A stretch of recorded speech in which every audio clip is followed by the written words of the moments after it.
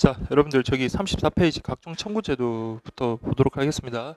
자, 1번 보시면 그 발송인 또는 수취인의 청구에 의하여 국제우편물 행방을 추적 조사하고 결과를 청구인에게 알려주는 제도를 행방조사라고 한다. 그래서 여러분들 행방조사 같은 경우에는 자, 우리 등기우편물에 하나는 게 아닙니다. 그래서 등기 취급된 거, 특급 EMS 같은 경우도 가능하겠고, 그 다음에 국제소포도 가능하잖아요. 그래서 등기우편물에 한해서 가능하다라고 하면 틀리고요.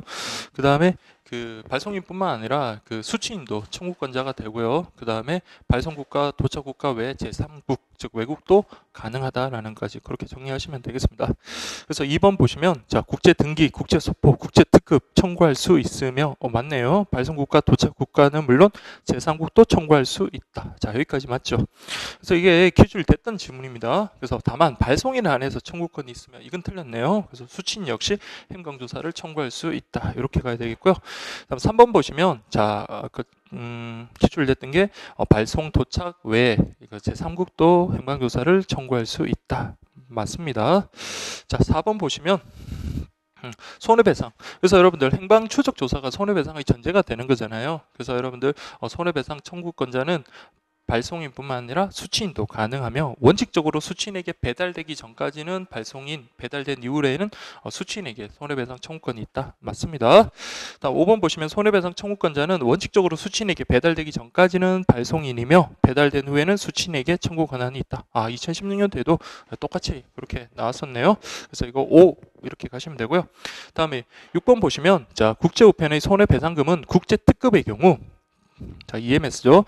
지급된 배상금은 원칙적으로 발송우정청이 부담하고 있으나 상대국에 따라 책임우정청이 배상하는 경우도 있다. 그래서 여러분들 그 대상이 뭔지 여러분들 확인을 하셔야 됩니다. 그래서 일반적으로 여러분들 손해배상의 그 책임은 누구한테 있어요? 책임 있는 책임우정청에게 있죠. 다만 자, EMS 같은 경우는 원칙적으로 발송우정청에 있고요. 그리고 도착 국가에 따라서 상대 국가에 따라서 자, 이때는 책임 무정청이 배상하는 경우도 있다라는 거 꼭 기억하시고요. 여기 이제 기출됐던 지문입니다. 그래서 6번에 국제 특급 동그라미 하시고 그래서 6번에 5고요.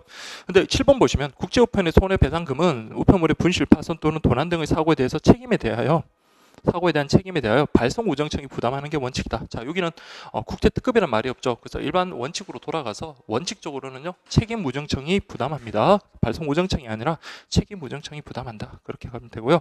그래서 8번 보시면 자, 우리 2016년도에 기출 나왔던 거는 국제특급 우편물 분실 파손 등으로 지급된 손해배상금은 사고에 대한 책임이 있는 해당 우정청이 부담하는 것을 원칙으로 한다. 자, 국제특급 같은 경우는 발송우정청이 원칙적으로 책임을 부담합니다. 그래서 8번 X. 그래서 6, 7, 8번 요 정확하게 정리하시면 다시 나오더라도 여러분들 틀릴 염려는 없겠습니다. 자, A국에서는 금지되지 않는 성인용품이 자, B국에서는 금지 물품으로 규정되고 있다. 그래서 딱 그럼 뭡니까? 미국에서 딱 도착하자마자 몰수 폐기됐겠죠. 그럴 경우에는 자, 손해배상 책임이 없습니다. 그래서 이때는 그 성인용품에 대한 손해배상 청구할 수 있다가 아니라요, 청구할 수 없다. 이렇게 가야 되겠고요. 그 다음에 그 10번 보시면 국제우편의 손해배상과 관련하여 손해배상 성립하기 위한 요건들 요 4가지. 자, 이렇게 시험에 나오지는 않겠지만 요 4가지 요건 좀 잘 기억하십시오. 그래서 자, 손해가 간접적인 손해는 안 되고요. 실질적인 손해가 돼야 되고요. 그다음에 과실이란 말에는 당연히 고의도 포함이 되는 겁니다. 그다음에 행방조사 가 청구 기한 내에 이루어졌어야 하고 그 다음에 발송인의 기적 사유가 없어야 된다. 그래서 맞는 지문이고요. 그래서 11번 자, 요 확인하시면 되고 12번 보시면 자, 우편물을 배달 예정일보다 늦게 도착하여 김치에서 신내가 난다. 자, 우리 김치에서 신내가 나는 것은 물건 자체의 객관적인 가치가 감소된 건 아니에요. 그래서 요 경우는 자, 우리 간접 손해에 해당합니다. 그래서 배달 지연에 대한 배상하는 것은 별로 그렇죠. 이게 늦었다. 지연 배달에 대한 배상은 물론 가능합니다. 그렇지만 김치에서 신내가 나는 것은 손해배상의 대상이 되지는 않는다. 이거는 단지 간접 손해에 불과하기 때문에. 그래서 요 12번 같은 경우는 지금 지문에서는 그냥 단순히 실질적인 손해만 나왔는데요. 예전 그 2014년도 그 이전의 공고에서는 자, 이런 사례들이 나왔었거든요. 그래서 그걸 이해하기 위해서 이해 차원에서 여러분 낸 거니까 그렇게 확인하시면 되겠습니다. 자, 그 다음에 여러분들 13번 보시면 자, 내용품이 서류가 아닌 국제특급 우편물이 분실, 도난, 훼손된 경우 7만원에 1kg당 7,870원을 합산한 금액의 범위 내에서 실손해액 그래서 여기 손해배상의 한도와 실제 손해액을 비교한 다음에 거기에다가 작은 쪽으로 가면 되죠. 거기에다 플러스 납부한 국제특급 우편요금을 배상해준다. 맞는 질문입니다. 그래서 14번 같은 경우 2014년도 기출이 나왔는데, 자 여러분들 한번 쭉 뭐 내용은 여러분들 잘 아실 거니까 계산 바로 한번 해보겠습니다. 그래서 중량이 10kg이고요. 다음에 우편물의 종류는 EMS네요. 내용품은 책, 바지, 티셔츠 이렇게 됐으니까 우리 비서류 물건이네요. 그래서 내용품의 가격은 16만 원이고 우편 요금은 56,200원이다. 이렇게 돼 있으니까 우리 그 13번처럼 자 기본 요금 7만 원에다가 킬로그램당 7,870원을 더해 버리면요. 지금 10kg이니까 7만 원에다가 7,870원에 곱하기 10kg 하면은 뭐가 되나요? 14만 8,700원. 자, 요게 바로 뭐라고요? 손해배상액의 한도입니다. 그런데 내용품의 가액이 16만 원이라 했죠. 16만 원. 그러면은 여기서 작은 거를 기준으로 합니다. 그래서 14만 8천 원에다가 납부한 우편 요금이 56,200원. 이렇게 56,200원. 그래서 이거 계산하면 940. 그래서 20만 4,900원. 요게 여러분들 손해배상 금액입니다. 그래서 저기 제가 정오표 작성하다 보니까 그 해설지에 그 숫자 계산이 조금 어긋났던데 요렇게 가야 돼요. 20만 4,900원 요렇게 가야 됩니다. 그래서 20만 4,900원 그렇게 확인하시면 되겠습니다. 그래서 해설지 167페이지 보시면 20만 4,900 20만 4천 14만 8천 원, 14만 8천 원에 55만 6,200원, 14만 8천이 아니라 14만 8,700원이네요. 거기 14만 8천 원이 아니라 14만 8,700원에서 20만 4,900원. 예, 이렇게 가야 돼요.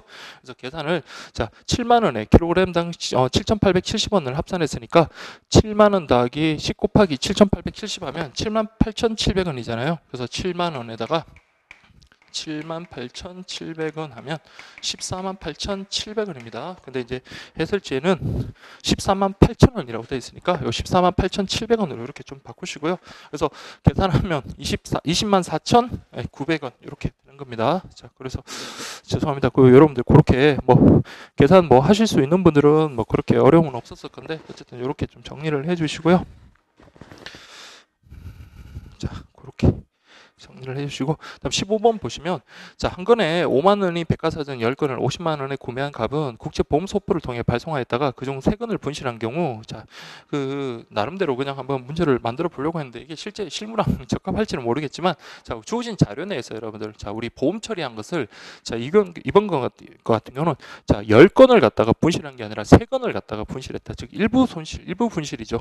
그 경우에 손해배상 금액으로 50만 원을 받는다. 단 이때 70만 원의 보험에 가입하고 우편 요금은 5만 원이고 보험 지급 수수료는 3만 원이다. 이렇게 되어 있는데 자 원칙적으로 우리 보험 지급된 것은 우리 어떻게 하나요? 보험 지급된 것은 보험 가액의 범위 내에서 실제 손해가 그리고 납부한 우편 요금이죠. 그리고 보험 지급 수수료는 배상이 대상이 되지 않습니다. 제외됩니다. 그렇지만 일부 손실 같은 경우는 자, 이 경우에는요. 그렇죠.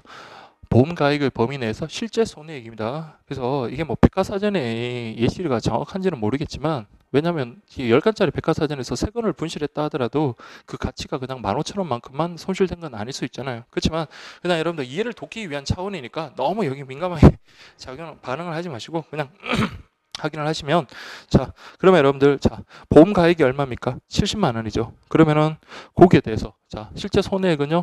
그렇죠. 10건이 50만 원이면 3건이면 15만 원입니다. 그래서 실제 손해액은 15만 원이다. 이렇게 가야 돼요. 그래서 납부한 우편 요금 합산하는 게 아니고요.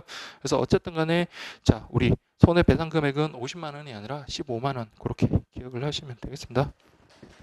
자, 그렇게 보시고요. 그 다음에 자, 16번 보겠습니다. 자,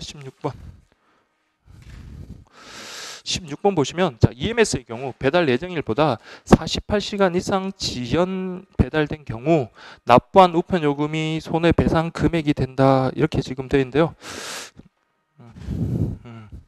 자, 우리 EMS 배달 예정일보다 48시간 이상 지연됐다. 그러면요, 그때 이제 지연 배상 대상이 되고요. 그 다음에 납부한 우편 요금이 손해배상 금액이 된다. 맞는 지문이죠. 그래서 16번에는 O입니다. 16번에는 O예요. 자, 그래서 여러분들 그 16번 그 해설지를 좀 보면 맞는 지문이다 해놓고 정답에 X라고 되어 있는데 그 정답은 O 이렇게 좀 바꾸시고요. 그 다음에 17번 보겠습니다.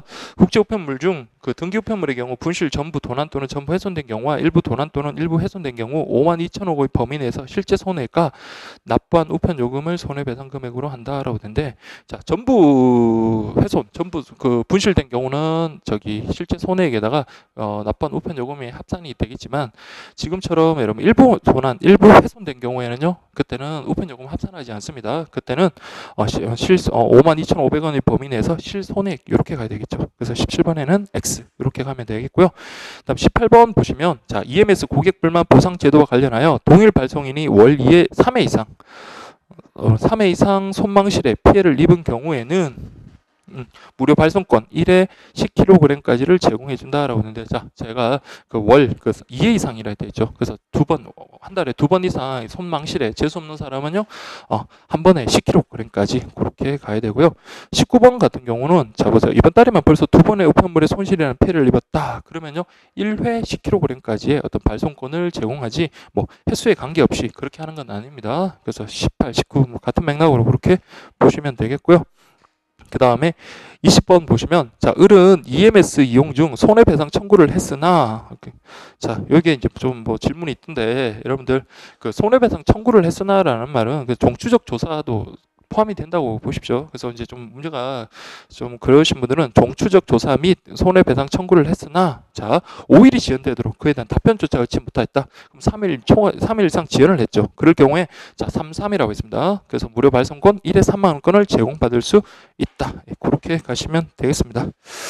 그래서 종추적 조사 및 그 손해배상 청구까지 그렇게 했다라고 그렇게 보시고요. 어쨌든 손해배상 청구를 갖다가 여러분들 했다는 것은 종추적 조사를 했다는 전제하거든요. 그래서 제가 이 부분은 그냥 종추적 조사 및 손해배상 청구를 했으나 이렇게 바꾸시면 더 명확할 것 같습니다. 다음에 21번 보시면, EMS 우편물 종추적 조사 및 손해배상 청구 3일 지연으로 인하여 받은 무료 발송권 1회 3만 원을 전액 현금으로 교환되는 것 아니고요. 일부도 역시 현금 교환 안 됩니다. 그래서 이렇게 우리가 받은 무료 발송권을 현금화 시키는 것은 안 된다라는 거 그렇게 보시면 되겠습니다. 자, 그 다음에 여러분들 저기 6번 국제우편 및 국제우편 요금의 반환이라고 되어 있는데요. 그래서 여러분들 국제우편물의 반환은 우리 그 행방조사하고 손해배상 청구는 발송인과 수취인이 모두 가능한 데 비하여 국제 우편물 반환은요, 반환이라는 의미 자체에서는 발송인만 가능하겠죠. 그래서 발송인 또는 수취인이라는 말 틀렸네요. 그래서 이거는 발송인이 이렇게 가야 됩니다. 2번 국제 우편물의 반환은 등기를 전제로 하므로 등기 처리된 우편물에 한해서 가능한 건 아니고요. 등기가 됐든 등기가 안 됐든 간에 만약에 그게 추적해서 그게 반환이 가능한지, 물론 이제 무조건 청구한다고 반환이 되는 건 아니지만 그 조사를 한 후 반환이 될 수 있으면 그때는 등기됐든 등기되지 않았든 다 가능합니다. 그래서 이거 좀 잘 기억하십시오. X 이렇게 보시고요. 다음 3번 보시면, 납부한 국제우편 요금에 상하는 역물을 이용자에게 제공하지 아니했을 때 제한된 범위에서 청구해서 요금 환불, 자, 우편 요금 반환 청구 가능하죠. 그때 보시면 우편물을 발송한 날부터가 아니죠. 그래서 국내 손해배상 청구권 같은 경우는 우편물을 발송한 날부터 1년 이내였다면 국제 우편 요금 반환 청구와 관련해서는 발송한 다음 날부터 1년 이내 이렇게 가야 됩니다. 그래서 예전에 가후 기출 문제에 국내 손해배상 청구권과 관련해서 발송한 다음 날부터 1년에서 틀린 지문으로 나온 적이 있습니다. 그래서 이걸 말장난으로 생각하지 마시고 꼼꼼하게 좀 정리를 해 주셔야 됩니다. 그래서 3번 X 이렇게 가야 되고요. 그다음에 4번 같은 경우 납부한 국제우편 요금이 반환되는 사유로서 뭐 1번부터 쭉 있는데요. 자, 여러분들 다른 것들은 뭐 어떤 차액이라든지 뭐 그 금액만큼을 반환받을 수 있겠지만, 자, 우리 하나 둘 세 번째 있네요. 금지 물품. 자, 우리 아까 사례에서 뭐 성인용품 같은 그런 것들도 있을 수 있겠고요. 또 국내에서 만약에 대마 재배가 허용돼서 외국으로 보냈는데 그쪽에서는 대마가 금지 물품이다. 그러면 그냥 물수 폐기해 버리거든요. 그때는 손해배상 청구할 수 없듯이 이때 우편 요금도 반환할 수 없는 것에 해당합니다. 자, 그래서 요거는 3번 때문에 아니네요. 자, 4번. 항공서간을 선편으로 발송한 경우 항공서간 요금을 전액 반환한다. 자, 요거는 조심하실 게 항공서간 요금을 납부를 했음에도 불구하고 선편으로 발송했던 발송은 했잖아요. 그렇죠? 그러니까 그렇지만 그 차액만큼 늦게 이제 도착을 하니까 그 차액만큼만 반환하면 되는 거고요. 그래서 전액 반환이란 말은 틀렸습니다. X. 그다음 6번 같은 경우는 자, 여러분들 그냥 좀 디테일한 부분이긴 한데 한번 볼게요. 수취인이 자, 이때는 보세요. 주소 성명이 정확하게 기재된 우편물을 우편 간서의 과실로 자, 우편물을 갖다 정확하게 기재를 했습니다. 근데 우편 간서가 과실로 그냥 다시 발송인에게 반환했다. 그때는 납부한 국제 우편 요금과 수수료 전액을 반환한다. 자, 이때는 납부한 국제 우편 요금만을 반환하죠. 근데 이에 비해 자 보시면 우편 간서의 과실로 자 보시면 오접사예요. 이건 잘못 접수해서 자 발송인에게 반환했다. 그때는 둘 다 반환합니다. 납부한 국제 우편 요금과 수수료 전액을 반환한다. 이렇게 가야 됩니다. 그래서 좀 디테일한 부분이긴 한데 자 여러분들 어쨌든 간에 자 정확하게 기재된 것을 갖다가 우편 간서의 과실로 반환한 경우에는 납부한 우편 요금을 반환하고 잘못 접수된 그 우편물을 발송인에게 반환한 경우에 그때는 납부한 국제 우편 요금 외에 그 수수료 전액을 반환한다는 거지. 그렇게 좀 케이스 바이 케이스로 이렇게 6번 같은 경우는 그냥 그렇게 좀 양자 비교해서 좀 정리해 주시면 되겠고요. 7번 같은 경우 등기 및 보험 지급 우편물이 망실 전부 도난 또는 완전 파손 등의 경우 납부한 국제 우편 요금은 반환되어야 하며 이때 등기 보험 지급 수수료 역시 반환된다. 자 이것도 좀 디테일한 부분이긴 한데 자 이때 우리 보험 관련해서 손해배상할 때 보험 지급 수수료는 손해배상액의 대상이 되지 않고 제외됐다 그랬죠. 그 같은 맥락으로 납부한 우편 요금만 반환되고요. 등기 보험 지급 수수료는 반환되지 않고 제외된다라는 거 그렇게 정리해 주시기 바랍니다. 자, 그 다음에 8번 같은 경우는 여러분들 표 있죠. 이렇게 쭉 해서 정리하셔가지고 좀 하셔야 되는데 좀 시간이 있으면 좀 제가 정리를 좀 다시 한번 해드릴 텐데 제가 계속 기본 강의 때 했었나 모르겠네요. 어쨌든 여러분 교재에 그 확인하시고 이번에 새로 들어온 내용이니까 다시 한번 확인하십시오. 그래서 8번 보시면 자 외국으로 발송 전이라면 우편물 반환 청구 시 반송 취급 수수료를 포함한 국제 우편 요금 전액을 반환한다 이렇게 되어 있는데 자 여러분들 보세요. 자 외국으로 발송 전이냐 외국으로 발송 후냐 요거는 여러분들 항공사의 인계 전이냐 항공사의 인계 후냐 그렇게 구분해서 여러분들이 좀 나눠주시면 되겠습니다. 그래서 우편물을 반환 청구했을 때 자 항공사 인계 전 즉 외국으로 발송 전이라면요 그때는 우리 우편 요금은 반환해줘요. 그렇지만 뭐는 제외한다? 반송 취급 수수료는 제외합니다. 근데 이때는 여러분들 이 요금 같은 거 자 반송 취급 수수료나 이런 것들이 있다면 언제 징수를 할까요? 이때는 반환 청구 시에 그때 합니다. 근데 반면에 항공사에 인계된 후, 저 외국으로 발송 후에 만약에 반환 청구를 했다면요. 그래서 우편물이 많이 돌아왔다면 그때 반송 징수료나 이런 것들은 우리 청구할 때 하는 게 아니라 그걸 갖다가 돌려줄 때 그때 주소지로 이제 돌려줬을 때 그때 이제 부과한다는 거고 양자를 좀 비교를 하셔야 돼요. 자, 그래서 어쨌든 8번은 X고요. 그럼 9번 외국으로 발송 전이든 외국으로 발송 후이든 우편물을 반환 청구한 경우에 반송 취급료는 반환 청구 시에 징수한다. 자, 우리 반송 취급료는 여러분들 이렇게 생각하십시오. 외국으로 발송 전이면 돌아올 가능성이 많으니까 그때 반환 청구할 때 징수를 하지만 외국으로 발송 후라면요. 그때는 뭐 어떻게 잘못될 수도 있고 안 들어올 수 있으니까 그때 반송 취급 수수료는 반환 청구할 때 돌려주는 게 아니라 그걸 갖다가 건네줄 때 그때 징수한다 이렇게 기억을 하십시오. 그래서 양자가 다릅니다. 다음 10번 보시면 외국으로 발송 전이라면 반송 우편물을 우체국 창고에서 수령하지만 외국으로 발송 후라면 발송인 주소지로 배달하는 것이 원칙이다라는데 자, 둘 다 여러분들 우리가 청구한다고 우체국 가서 우리가 직접 찾아야 되는 건 아니고 뭐 그게 만약에 반환 청구가 가능하다면 반송을 청구한 발송인의 주소지에다 둘 다 배달해 준다라는 거 그렇게 기억을 하시면 되겠죠. 그래서 이거는 여러분들 문제지만 먼저 이거 공부하기 전에 표를 갖다가 여러분 머릿속에 딱 정리를 하셔야 돼요. 그래서 발송 전이냐 발송 후냐 해서 양자 비교하시고 똑같은 거는 뭐예요? 그 발송인의 주소지에다 배달해 주는 거 그건 똑같습니다. 11번 보시면 외국으로 발송한 후라면 우편물 반환 청구 시에 등급 취급한 우편물의 경우 반송 취급 수수료는 무료다라고 그렇게 됐네요. 그래서 그 외국 발송 후에 이런 무료가 되는 게 뭐가 있었죠?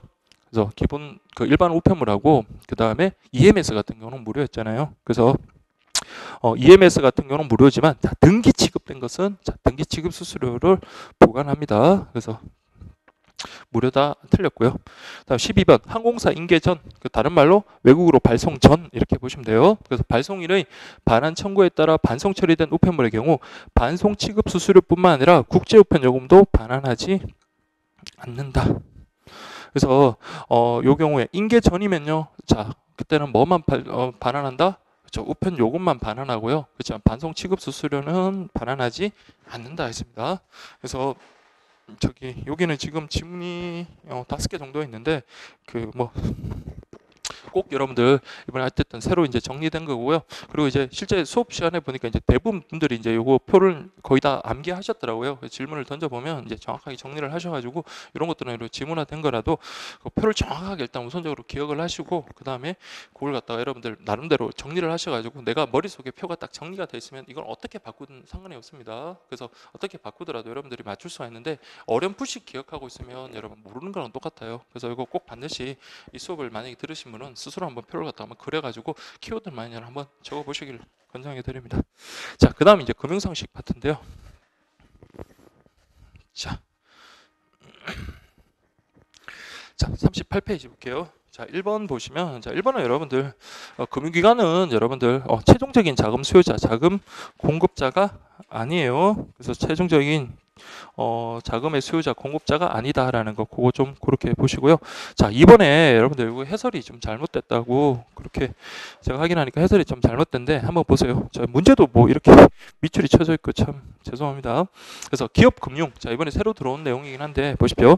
외상 매출, 외상 매입 등 기업 간의 신용, 얘들은 뭐예요? 기업 지네들끼리 거래하는 겁니다. 그리고 주식 발행도 금융기관이 원칙적으로 매개하지 않는 거고요. 그래서 이건 은행이 중개하는 게 아니라 은행이 중개하지 않는 금융 형태고요.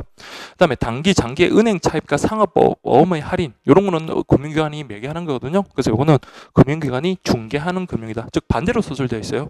그래서 그 172페이지 해설에 보시면 자 이거 그대로 이거 지문이 들어왔는데 자 설명이 반대로 되어 있다. 요거는 맞고요. 그 다음에 보시면 그 외상 매출 및 외상 매입 등의 기업 간의 신용 주식의 발행 등은 은행이 중개하지 않는 이렇게 좀 수정하십시오. 중개하지 않는이고 단기 장기 은행 차입과 상업보험의 할인 등은 금융기관이 중개하는 이렇게 가시면 되겠습니다. 자 어쨌든 정답은 X고요. 자 그렇게 해설을 좀 바꿔주시고 그다음에 3번 보시면 자 내부 자금 뭐 관련되는 설명인데요. 내부 자금이라는 것은 여러분 대표적인 게 그 내부 유보, 그러니까 우리가 수익을 내 가지고 내부에 돈을 쌓아 놓는 것, 그리고 감가상각 충당금 여기에 포함되고요. 그래서 코스트, 비용이 낮고 상환할 필요가 없기 때문에 기업의 가장 바람직하죠. 그렇지만 이게 한계가 있습니다. 그래서 규모에 한계가 있다. 비신축적이며 맞는 내용입니다. 그래서 3번 오고요. 다음 4번 보시면 자, 주식 채권. 자, 채권은 여러분들 많이 등장을 하죠. 그래서 채권과 관련해서는 자, 일단 어쨌든 직접 금융에 해당합니다. 그래서 직접 금융에 해당하고요. 그다음에 이건 외부 자금에 해당하죠. 그래서 채권 발행 등은 외부 자금에 속하며 맞는 질문이네요. 그다음에 내부 자금에 비해 많은 자본의 유입은 가능하지만 그렇죠. 외부 자금은 외부에서 돈을 차입하니까 그만큼 부채가 증가하는 거잖아요. 그래서 부채 증가 등의 위험도 있다. 맞는 질문입니다. 그다음에 5번 보시면 주식이나 사채 발행. 그래서 주식이나 채권이 직접적 금융수단의 가장 대표적인 예시다. 이렇게 보시면 되고요. 이러한 직접적 금융으로 인하여 자금의 보다 효율적인 배분을 달성한다. 자, 여러분들 속으면 안 됩니다. 자원의 보다 효율적인 배분이라는 건요. 그렇죠. 금융기관이 매개해가지고 적절하게 자본의 좀 잉여가 된 부분을 필요한 부분으로 적절하게 분배함으로써 이루어질 수 있는 거기 때문에 자원의 보다 효율적인 배분은 직접 금융이 아니라 간접 금융에 해당하는 겁니다. 그래서 5번은 X 이렇게 가고요. 그 다음 6번 뭐 그냥 확인하시면 금융시장, 금융상품에 대한 내용이고요. 그 다음 7번 보시면 간접금융, 직접금융에 대한 개념입니다. 그래서 쭉 보시면 대표적인 마지막 줄 보세요. 대표적인 간접금융으로 본원적 증권이 있다. 자, 본원적 증권이라는 것은 은행 위에 어떤 주체들이 발행하는 증서이기 때문에 요거는 직접금융으로 봅니다. 그래서 본원적 증권은 직접금융. 그다음 8번 보시면 직접 금융거래 수단으로 대표적인 게 주식 채권이죠. 그 다음에 간접 금융거래 수단의 대표적인 게 예금하고 대출입니다. 근데 8번 지문처럼 이렇게 반대로 서술되어 있으면 안 되겠죠. 그다음 9번 보시면 자 우리 단기 금융시장, 장기 금융시장 그렇게 구분하는데, 자, 이때 구분하는 거는 만기 1년을 갖다가 기준으로 합니다. 그래서 만기 1년 이상의 채권, 만기 없는 주식, 요거는 여러분들 장기 금융시장, 다른 말로 자본시장이라고 하고요. 그다음 만기 1년 미만의 그 채권 같은 경우는 단기 금융시장, 다른 말로 자금시장이라고 합니다. 그래서 9번은 맞는 지문이 되겠습니다. 자, 10번 보시면 이자 역시 마찬가지 수요와 공급의 원리에 따라서 결정이 됩니다. 그래서 수요가 증가하는 데 비해서 공급은 일정하다면요, 그럼 금리는 올라갈 거고요. 반면에 수요는 일정한데 공급이 증가했다, 그러면 그만큼 금리는 낮아지게 되는 거예요. 그래서 10번은 O고요. 11번, 자, 가계 소득이 증가하거나, 자, 가계 소득이 증가하면요, 자, 우리 보시면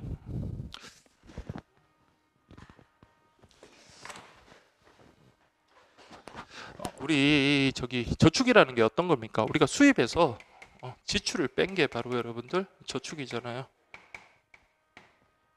수입에서 지출을 뺀 게 저축이다.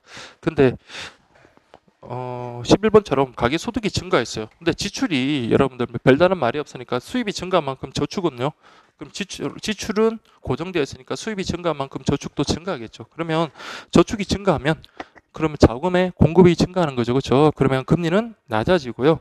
반면에 소비가 증가한다. 그럼 지출이 증가하면요, 수입은 일정한데 지출이 증가한다는 말은 저축은 줄어들겠죠. 그럼 자본의 공급도 줄어들게 되겠죠. 그러면 이에 따라서 금리는 상승합니다. 그래서 전단 같은 경우 가계 소득이 증가하는 경우는 금리는 떨어지겠지만 오히려 소비가 증가하면 일반적으로 이자는 상승한다, 이렇게 보시면 되겠고요. 12번 보시면 돈을 벗지 못할 가능성이 높은 상황, 차입 기한 길면 일반적입니다. 일반적으로 금리는 상승한다, 맞는 지문입니다. 그래서 우리 신용도가 높은 분들 같은 경우는 좀 저금리로 이렇게 대출을 받을 수 있지만, 그렇지 못한 분들은 고금리로 대출을 받는 그런 경우 생각해 보시면 되겠습니다. 그 다음에 13번이 여러분들 이 문제 자체를, 자, 이게 그냥 제가 좀 너무 생각 없이 문제를 좀 만든 것 같은데 너무 당연한 걸 갖다 좀 실수를 했어요. 그래서 이거 한번 보겠습니다. 자, 제가 그냥 너무 통화량 늘리는 쪽에다 생각을 하다 보니까 지금 금리 쪽으로 전혀 말도 안 되는 지금 문제가 되어버렸는데, 자, 13번 보시면 한국은행이 시중에 통화량을 늘리는 정책을 시행하기로 결정했다. 자, 이게 통화량을 늘리는 건 뭡니까? 확장이죠. 확장 정책인데, 그러면 통화량이 늘 때, 주로 이제 통화량을 늘리는 게 어떤 경우냐면 경기가 침체됐을 때 그래요. 경기가 침체됐을 때 통화량을 딱 늘려버리면은 그때는 자, 물가가 이때는요, 통화량이 늘어나는 만큼 물가는 상승하겠죠. 그래서 물가가 상승합니다. 반면에 물가가 상승하는 대신에 통화량이 늘어났다는 것은 돈의 공급, 자금의 공급이 늘어났잖아요. 그렇기 때문에 금리는 떨어지게 됩니다. 그래서 13번 문제는 여러분들 이렇게 시험에 나오진 않을 건데, 제가 그때 좀 실수를 좀 한 것 같은데, 요거 여러분들 그냥 요건 삭제해 주시고요. 13번은 그냥 이렇게 기억을 하십시오. 자, 한국은행에서 시중에 통화량을 늘리는 정책을 시행했다. 그러면 여러분들 이때는 물가는 상승합니다. 물가는 상승합니다. 그래서 한국은행에서 통화량을 늘려버리면 그에 따라 물가는 상승합니다. 자, 그렇지만 통화가, 그러니까 제가 처음에 의도한 거는 여러분들 물가가 상승하게 됨에 따라 기존에 이제 그 이자로 이제 생활하게 되는 사람들이 금리를 더 높은 금리를 요구하게 될 거다라는 그런 생각을 하려고 좀 문제를 만드는데, 근데 이게 전제 자체가 잘못됐죠. 통화량이 늘어났기 때문에 오히려 뭡니까? 금리, 이자는 어떻게 됩니까? 그렇죠. 떨어지게 됩니다. 그래서 공급부에서, 그래서 그 13번에 여러분 삭제하시고 그냥 요런 그 기본적인 기본적인 개념적 정도만 좀 확인을 하시면 될 것 같습니다. 자, 그래서 13번은 그냥 삭제하시고요. 해설도 그냥 삭제하시고 그냥 요런 게 있다 정도만, 그냥 요 정도만 확인을 하시면 될 것 같아요. 확인 안 하셔도 되고요. 그래서 우리 기본 교재에 있는 것 정도, 그래서 기본 교재에 자, 물가 상승할 것 같으면 기존에 금리로 생활하는 사람은 물가 상승하니까 이자의 가치가 떨어지기 때문에 더 높은 금리를 요구하게 될 거다. 그 정도만 확인하시면 되고요. 그래서 만약에 이 정도까지는 나오지는 않을 겁니다. 자, 그 다음에 14번 보시면 14번부터는 이제 이자의 그 종류인데 개념만 확인하시면 되겠습니다. 그래서 물가 상승에 따른 구매력 변화를 감안하지 않은 걸 우리가 무슨 금리라고 하죠? 그래서 명목금리라고 하고요. 그에 반해서 실질금리라는 것은 명목금리에서 물가 상승률을 뺀 값입니다. 그래서 그게 여러분들 15번이고요. 15번은 O. 16번. 자, 실질금리하고 실효금리만 잘 구분하시면 됩니다. 우리가 실제로 지급받는 금리를 실효금리라고 하죠. 실질이 아니라 실효예요. 16번 X. 그 다음에 17번. 네. 17번은 여러분들 뭐 계산 많이 해봤잖아요. 교재도 있지만 50만 원 투자해가지고 10만 원 이자 받았다. 그럼 수익률은요? 수익률이라는 것은 항상 내가 투자한 금액에 대해서 내가 얻는 소득을 갖다가 백분율한 거다 이렇게 보시면 돼요. 50만 원 투자해서 10만 원 이익을 얻었으면 50만 분의 10만 원 곱하기 100 하면 20% 수익률 맞는 거죠. 그래서 17번은 O고요. 반면에 18번 같은 경우는 A씨 참 많이 드는데 자, 채권을 10만 원 할인돼 90만 원에 사고 100만 원을 받는 경우 할인율은요. 자, 100만 원짜리를 10% 할인했죠. 그러니까 이 할인율은 10%입니다. 그래서 할인율이라는 것은 원래 금액에다가 할인된 금액, 그럼 100분의 10 하면 100분의 10 곱하기 10 하면 10% 되겠죠. 100분의 10 곱하기 10 하면 10%. 반면에 자, 이 경우 반면에 채권을 구매할 1년 후에 100만 원을 지급하게 되는 경우 수익률을 그랬어요. 수익률이라는 것은 제가 투자한 금액이죠. 그래서 90만 원에 10만 원이니까 요거 하면은 11.111 이렇게 될 겁니다. 그래서 같다 하면 안 되겠죠. 수익률하고 할인율은 다릅니다. 그래서 수익률이 더 높네요. 18번에는 X. 그 다음에 19번 같은 건 복리는 이자도 감안을 해요. 그러니까 이자에 대한 이자도 함께 감안한다. 그래서 100만 원을 자 10% 매년 10% 이자로 제 수익을 얻게 된다면 100만 원에 대한 10% 110만 원 그리고 그 110만 원에 대한 또 역시 이자 10% 붙어서 11만 원. 그래서 총 2년 후에는 21만 원의 이자가 붙게 되는 게 바로 복리고요. 단리라는 것은 계속 10만 원, 10만 원 원금에 대한 이자 계속 붙는 거죠. 자, 22번. 자, 우리 금융기관 사이. 자, 우리 콜금리 나오면, 콜시장 얘기 나오면요. 여러분들 그냥 단기, 그거하고 금융기관 사이에, 그렇게만 기억을 하십시오. 그래서 금융기관 사이, 단기입니다. 단기. 그래서 콜시장에 생성되는 금리를 콜금리, 이렇게 보시고요. 다음 채권의 수익률은, 채권의 가격과 수익률은 정의 관계가 아니라 역의 관계죠. 그래서 우리 100만 원짜리 채권의 가격이 떨어지면요. 그 갭이 더 커지는 만큼 내가 수익을 더 크게 낼 수가 있는 거죠. 그래서 100만 원짜리 채권을 70만 원에 샀다. 그러면 30만 원을 갖다가 70만 원 투자해서 30만 원의 수익을 얻는 데 비해서 100만 원짜리 채권의 가격이 90만 원으로 올랐습니다. 그러면은 채권의 가격이 올랐지만 제 수익률은요. 90만 원 투자해서 10만 원을 얻게 되기 때문에 수익률은 떨어지는 겁니다. 그래서 채권의 수익률과 채권의 가격은 역의 관계에 있다. 이렇게 가야 돼요.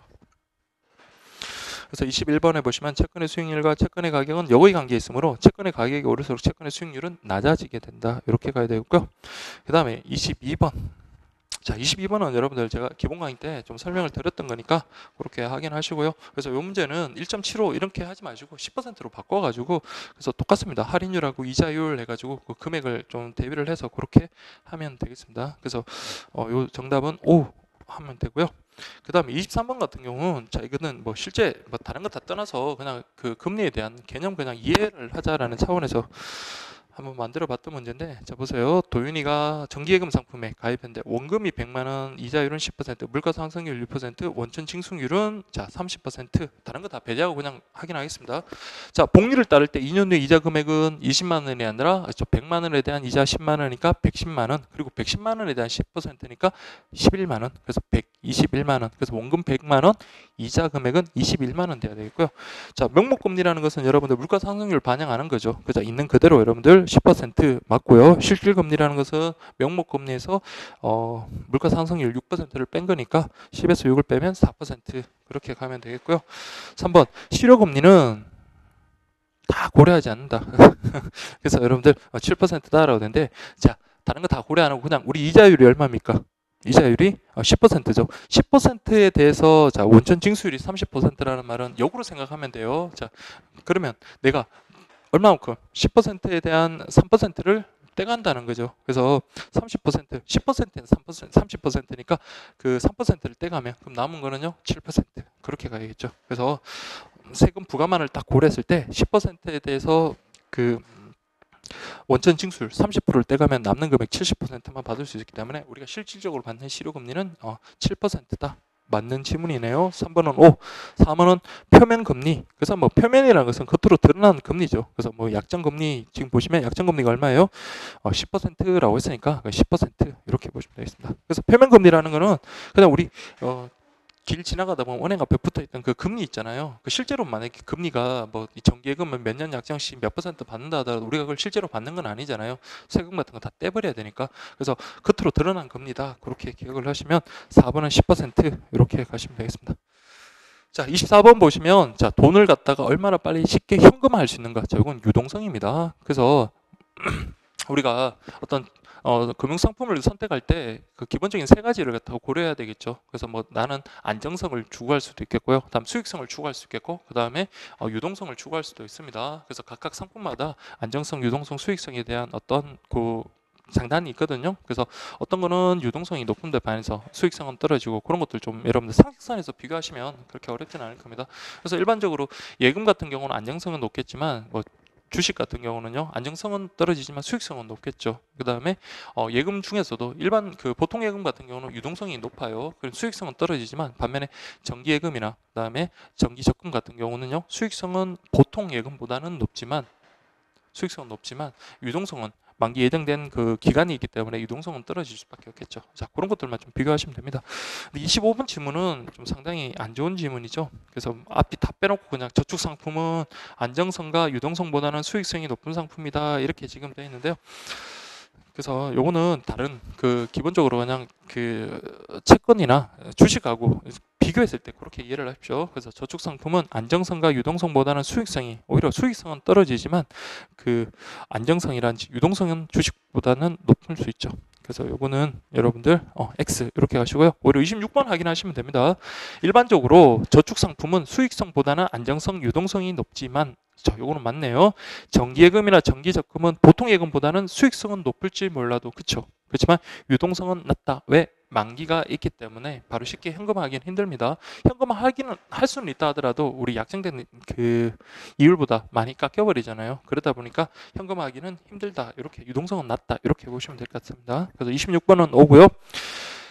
다음 27번 보시면 일반적으로 담보대출 같은 경우는 신용대출보다 대출금리가, 자, 담보니까요, 그렇죠, 확실한 그 담보가 있잖아요. 그렇죠. 그렇기 때문에 담보대출은 신용대출보다 대출금리가 일반적으로 낮습니다. 그래서 비록 대출을 해줘서 그 돈을 변제하지 않더라도 그 담보물을 대상으로 환가를 해가지고 그 채권자가 자신의 변제에 충당할 수가 있기 때문에 그때는 대출금리가 낮다, 이렇게 가면 되겠고요. 그 다음에 28번 보시면, 자, 투자성이라는 것은 원금 손실의 가능성 맞습니다. 근데 주식, 채권 같은 경우는 자, 아무리 못해도 원금까지만 손실이 가능한 상품이에요. 반면에 그래서 28번은 X지만 29번처럼 선물 옵션 같은 경우는 원금을 초과해서까지도 손해볼 수 있는 거예요. 그래서 29번은 O가 되겠네요. 다음 30번 자동차 보험, 화재 보험은 손해보험에 속하지만, 그래서 여러분들 우리 자동차 보험 같은 경우는 뭐 땡땡 해상, 땡땡 화재 이쪽에다가 여러분들 가입했던 경험이 있을 겁니다. 화재 보험은 손해보험에 속하지만, 맞죠? 그 다음에 재보험의 경우, 자, 재보험 역시 손해보험에 속하는 걸로 그렇게 보시면 되겠습니다. 생명보험이 아니라 손해보험이다. 생명보험이 아니라 손해보험이다. 그래서 이 30번도 재보험도 손해보험이니까 X.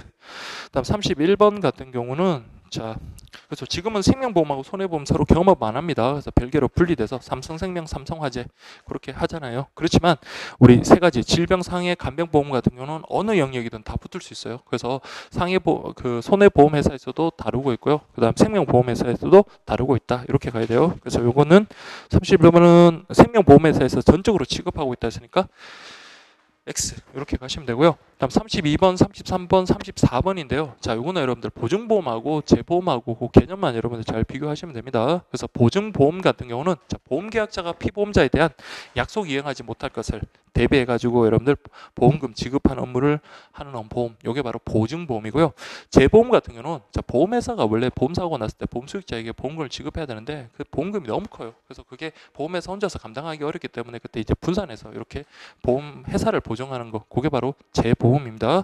그래서 32번 같은 경우는 재보험이 아니라 보증보험 가면 되고요. 33번 같은 경우 보험회사가 그랬으니까, 자, 요거는 보증보험이 아니라 재보험 그렇게 가면 되고요. 그래서 34번처럼 대형 사고 같이 보험금이 너무 커졌다, 그럼 한 개 보험회사 감당하기 어렵다, 그게 바로 여러분 재보험 이렇게 가면 되겠습니다. 자, 그 다음에 여러분 35번부터는 그냥 여러분 좀 확인하시면 될 것 같아요. 자, 금융시장의 기능과 관련해서 뭐 경제력 집중 완화 기능 뭐 이런 건 없습니다. 없고요. 그 다음에 뭐 시장에서 우리가 합병을 하려는데 주식 시장에서 어느 정도 반영이 돼가지고 주식 가격이 하락했다. 그러면요, 누가 뭐 명령한 것도 아닌데 시장에서 자체적으로 뭡니까? 이러한 합병 자체에 부정적인 인식을 갖다가 인식을 갖다가 주는 거잖아요. 그래서 그런 합병에 제동 그런 역할을 하는 거, 그거 여러분들 잘 기억하십시오. 이게 바로 시장 규율 기능입니다. 그래서 그 36번 같은 경우 위험 분산 기능이 아니라 시장 규율 기능이다. 이렇게 보시면 되겠습니다. 자, 그 다음에 여러분들 그 37번 보시면, 자, 만기에 따라가 아니라 만기에 따른 이렇게 가겠네요. 만기에 따른 구분에, 만기에 따른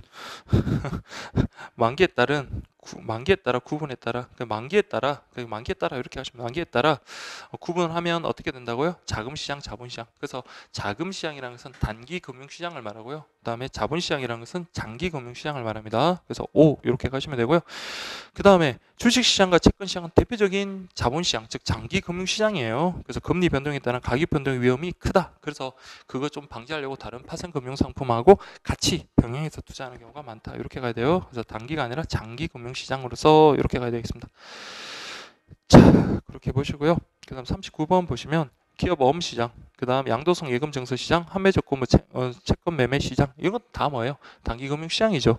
그래서 여기 보시면 일시적인 자금 수급의 불균형을 조정하는데, 그렇죠? 이게 이제 단기 금융 시장의 특징이고요. 또한 금리 변동에 따른 자본 손실의 위험이 크다, 작다 이렇게 가야 됩니다. 그래서 39번 맞는 내용이네요.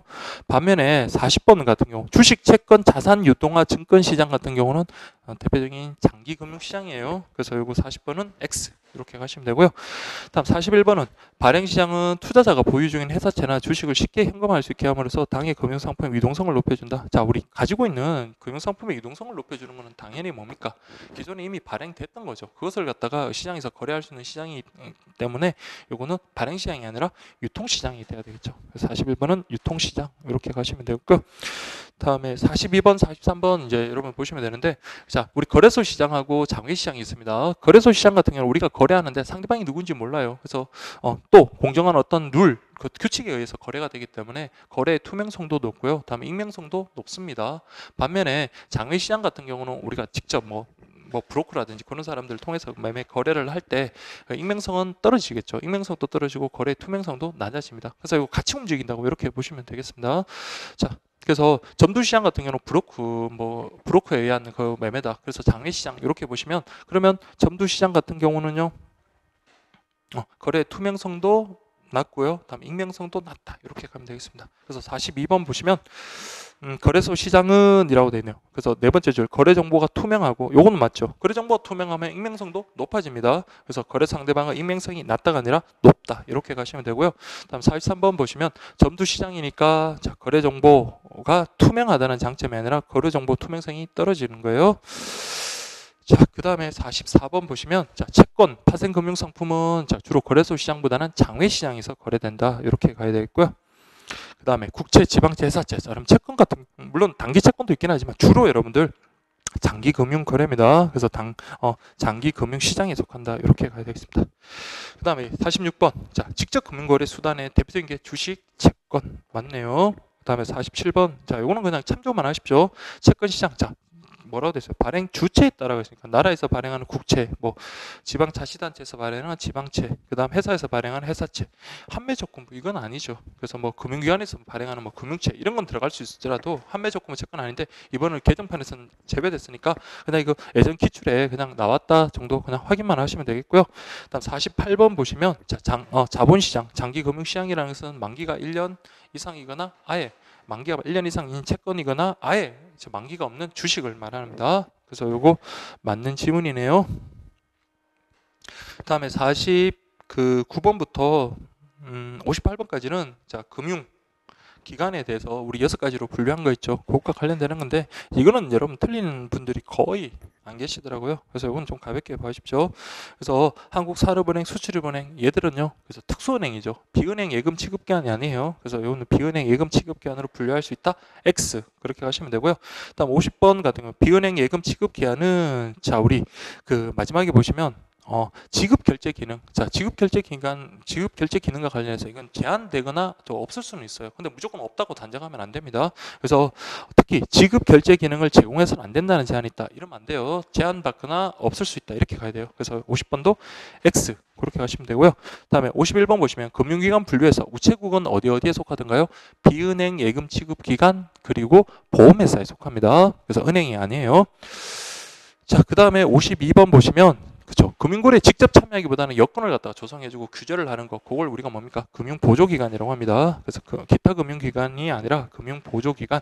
그래서 53번처럼 기타 금융기관에는 리스, 신용카드 뭐 등의 여신 전문금융회사, 신탁회사 뭐 등등 있는데 한국거래소는요. 그래서 금융보조기관이죠. 그래서 53번도 X 이렇게 가면 되고요. 다음 54번은 뭐 이런 것들은 금융투자회사 분류할 수 있다. 그렇게 보시고요. 그래서 그 금융투자회사에 여러분 예전에는 증권회사라고 돼 있는데 저기 지금은 금융투자회사 해가지고 그렇게 나왔으니까 그렇게 여러분 해설에도 예전 좀 개정되기 전에 내용이 좀 있던 것 같은데 자 그 뭐 크게 틀린 건 아니지만 그 여러분들 좀 확인을 하셔야 될 것 같습니다. 그래서 잠깐만요. 자 179페이지 보시면 4번에 그 58번에 제일 마지막에 4번에 보면 증권 관련 기관이 아니라 금융투자회사 이렇게 그렇게 좀 바꾸십시오. 그렇게 바꾸고 자 죄송한데 내용은 그냥 뭐 그 6가지 그 내용 있는 거 좀 교재 좀 확인을 하시고요. 제가 정오편 좀 올려드리도록 하겠습니다. 자 그렇게 보시고요. 그래서 그 55번에 보시면 금융기관의 분류와 관련해 증권회사는 자 기타 금융기관으로 분류할 수 있다. 그게 아니라 증권회사는 금융투자회사 이쪽으로 분류할 수 있고요. 그 다음에 56번 보시면 은행의 경우 지급 결제 기능을 제공하지 않거나 제한받는다. 아까 우리 앞에 나왔던 문제죠. 그래서 요거는 비은행 예금 취급기관에 대한 설명입니다. 자 그래서 혹시 56번에 특수은행의 경우 이렇게 나오더라도 X 이렇게 가셔야 돼요. 자 그 다음에 57번 보시면 상호저축은행, 신용협동조합 얘네들이 뭐예요? 대표적인 비은행 예금 취급기관 그렇게 가야 되겠죠. 그래서 57번은 X 이렇게 되고요. 다음에 농업협동조합은요. 자, 요거는 은행입니다. 은행 중에서도 특별법에서 설립된 특수은행, 일반 은행이 아니라 특수은행 이렇게 가야 돼요. 그래서 비은행 예금 취급기관으로 분류한다 아니에요. 그 다음에 자 여기까지 이제 보시고 59번 이제 보시면 자 우체국으로 예입된 예금은 이자를 제외하고 원금에 대해서 전액 국가가 지급 보장한다. 자 우리 우체국에서는 원금뿐만 아니라 이자까지도 전액 보장합니다. 그래서 X. 그 다음에 60번 보시면 자 우체국은 최신 업무와 우체국 예금 업무를 병행하고 있는데 그렇죠. 근데 이게 각자 이제 뭡니까? 분리되어 있습니다. 그래서 분리되어 있다. 근데 연역적으로 살펴보면 최신 업무는 우체국 예금 업무의 부대 업무로 운영했다. 자, 여러분 원칙적으로 주는 뭐였을까요? 주는 최신 업무였습니다. 근데 예금 업무는 자 우리 뭐 계속 운행했던 게 아니라 농업협동조합으로 이관이 되었다가 다시 들어오기도 하고 그랬잖아요. 그렇죠? 그래서 최신 업무의 부대 업무로 운영되다가 이렇게 가야 돼요. 그래서 이거 바뀌지 않도록 조심하십시오. 다음에 61번 보시면 우체국 예금사업단과 보험사업단이 금융사업단으로 통합되어 효율적 운영이 강화되었다. 이러면 안 돼요. 그래서 예금 보험도 역시 분리돼 가지고 예금 사업단, 보험 사업단 그렇게 분리돼서 각자 책임 경영 그렇게 하고 있다. 이렇게 보시면 되겠습니다. 그 다음에 62번 관련해 가지고 자 우리 송금 수단 했으니까 이거는 뭡니까? 우편환이죠. 우편 대체가 아니라 우편환이라고 하고요. 다음 63번 보시면 우체국 예금은 수십, 출금식 예금, 거치식 예금, 정리식 예금 등으로 구분할 수 있으며 맞죠? 구체적인 종류, 그 다음에 가입 대상 금리. 자, 이건 중요합니다. 이거는 우리 기본거래 약관에서도 예금거래 기본 약관에서 이건 누가 정합니까? 그렇죠. 이거는 장관이 정합니다. 과학기술정보통신부 장관이 정하도록 하고 있다. 이렇게 가야 되고요. 다음 64번 보세요. 우체국을 민영금융기관에 개방하여 수납, 입출금 서비스 등의 업무를 통해 민영금융기관의 창구망 역할을 대행하고 있다. 그래서 우리 그 창구망 공동이용이라는 거 뒤에 나왔었잖아요. 그래서 요거 여러분들이 확인 하시면 그래서 민영 금융기관의 참고망 역할을 대행하고 있다. 맞는 질문이 되겠습니다. 자, 그다음 65번. 자, 우체국은 특별 회계로 운영된다. 맞죠? 그래서 경영 성과에 대해 일반 회계로 전출할 수는 없으나, 자, 좀 특이합니다. 그래서 우리 우편법에서도 공부를 했었지만 우편 그 관련해서도 자, 특별 회계이지만 자, 우리 여기서 남는 이익을 갖다가 전출할 수 있고요. 그리고 적자 시에 다른 회계로부터 지원받을 수도 있습니다. 그래서 전출할 수는 없으나, 이게 틀렸어요. 있으나 이렇게 가야 돼요. IMF 당시에 그래서 있어서 IMF 당시에는 부실 금융기관에 대해 투여된 공적 자금을 지원하였다. 이렇게 가야 돼요. 그래서 이 부분 좀 해설이 지금 잘못됐는데요. 자, 181페이지 보시면 그 65번에 보시면 자, 우리 해설에 이렇게 되어 있습니다. 우체국은 특별 회계임에도 불구하고 매년 일정 경영 성과를 국가 일반에게 전출하고 있으며, 자, 자, 그다음에 IMF 부실 당시 공적 자금을 지원하였다. 이렇게 가면 되겠습니다. 그래서 요거는 자, O가 아니라 X. 답은 X예요. 그래서 X 이렇게 가야 되겠습니다.